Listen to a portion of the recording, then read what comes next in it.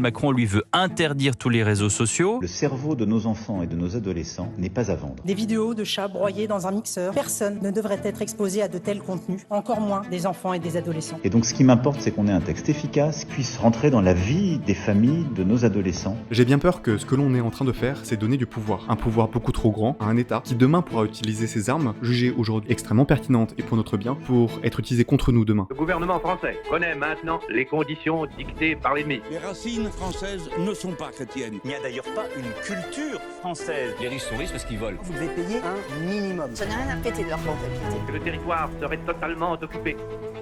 Beaucoup de Français n'acceptent pas la capitulation ni la servitude. C'est pas de la faute des casseurs, c'est de la faute des barrières. Après, ce sera de la faute des plots. Il nous reste des alliés dont les ressources sont immenses. Ces 4 000 millions va nous utiliser au redressement de la France. Cette guerre est une guerre mondiale.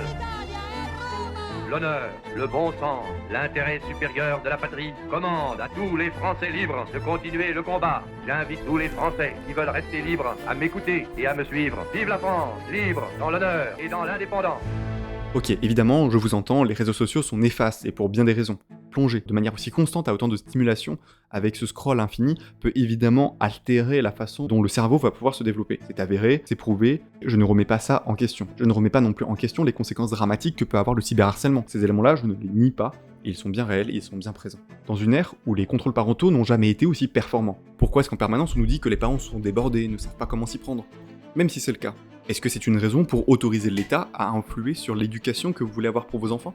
Permettez-moi de douter de leurs intentions. Je ne pense aucunement qu'ils font ça pour protéger nos enfants. Je pense au contraire qu'ils font ça pour se protéger eux-mêmes. Se protéger de quoi? Se protéger du peuple. Parce que il ne s'agit pas du même gouvernement qui autorise les moins de 15 ans à transitionner, donc de porter atteinte à son propre corps, à sa propre chair, de manière irrémédiable. Ce sont également les mêmes qui ont mis en place des programmes d'éducation sexuelle basés sur des livres de criminels des années 80, ceux qui sont à l'origine de la théorie du genre, de la French Theory et de toutes ces joyeusetés qui vont avec. Si cette loi est validée, l'État ne va évidemment pas mettre un agent de police derrière chaque enfant. On a demandé aux plateformes de trouver un moyen de vérifier l'âge de manière sûre. Et c'est ce mot qui est très intéressant. Parce que comment est-ce qu'une plateforme va devoir faire respecter cette autorisation sans demander l'identité de tous les utilisateurs? Aujourd'hui, les technologies qui nous permettent de valider l'âge sont multiples. Il y a des plus innovantes pour préserver justement l'anonymat. On prend en photo notre carte d'identité, recto verso, on scanne notre visage, et une fois que l'identité est validée, et surtout que la majorité est validée, ce tiers de confiance pourrait envoyer au réseau social le fait que, effectivement, tu es bien majeur, mais sans donner aucune information d'identité, et ce tiers de confiance-là pourrait supprimer instantanément les autres données qui auront été enregistrées. Mais ça n'exclut pas le fait que tu puisses avoir des personnes qui vont ouvrir des comptes pour des tiers, comme des parents pour leurs enfants, un grand frère pour leur petit frère, ou encore un grand cousin. Et c'est juste évident que ça va arriver. Et à ce moment-là, ce qui me fait peur, c'est que l'État arrive et dise, bah écoutez, la seule solution que je vois, c'est que du coup vous utilisiez notre solution, la solution de l'État,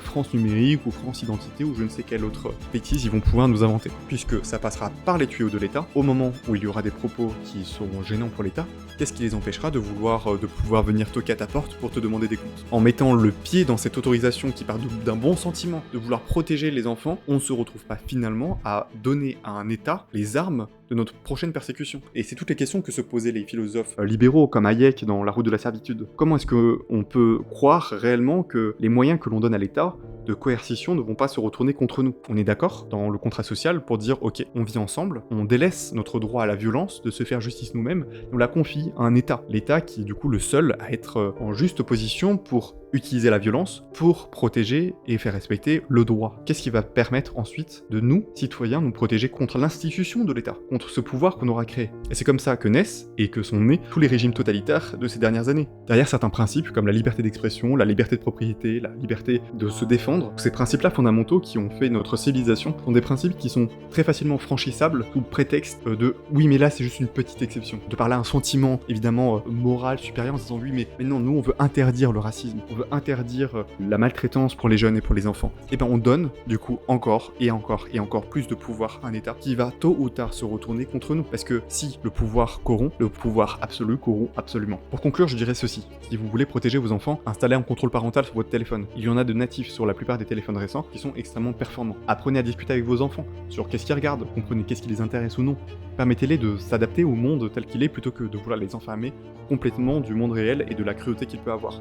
Si jamais il y a un gamin qui est en train de harceler votre enfant à l'école, allez foutre une grosse patte dans la gueule du gamin qui lui fait du mal, je suis quasiment sûr que c'est beaucoup plus efficace que toutes les méthodes actuelles. Et c'est à vous, parents, d'avoir ce rôle et jamais à l'État. Vous avez en même temps cette crainte que, effectivement, ces lois puissent permettre à l'État de devenir totalitaire. Je vous pose cette question. Est-ce que vous votez? Je sais que beaucoup de personnes sont dégoûtées par la politique. Mais lorsque vous ne votez pas, vous laissez d'autres personnes voter et décider à votre place. Arrêtez de penser que voter ne sert à rien. Arrêtez de penser que la politique est inutile. Parce que je crois que beaucoup d'États totalitaires ne se sont pas installés tant par l'action de quelques-uns que par l'inaction du plus grand nombre. Alors ne soyez pas parmi ceux qui sont dans le plus grand nombre. Prenez votre responsabilité en main. Intéressez-vous à la politique. Intéressez-vous aux hommes que vous pouvez mettre ou non au pouvoir. Qui sont ceux qui sont capables de défendre au mieux votre liberté individuelle, votre liberté de croire, de conscience, votre liberté d'éducation, même si vous voyez le paysage politique entouré d'hommes gris et de personnages extrêmement cyniques cherchant que leur propre intérêt. Que pensez-vous de cette théorie? Si chacun cherche son propre intérêt, les politiques chercheront à être élus. Pour se faire élire, ils voudront répondre à la demande du peuple. Et si la demande du peuple, c'est plus de liberté et moins d'État, alors l'offre s'adaptera. Commencez à exprimer votre voix.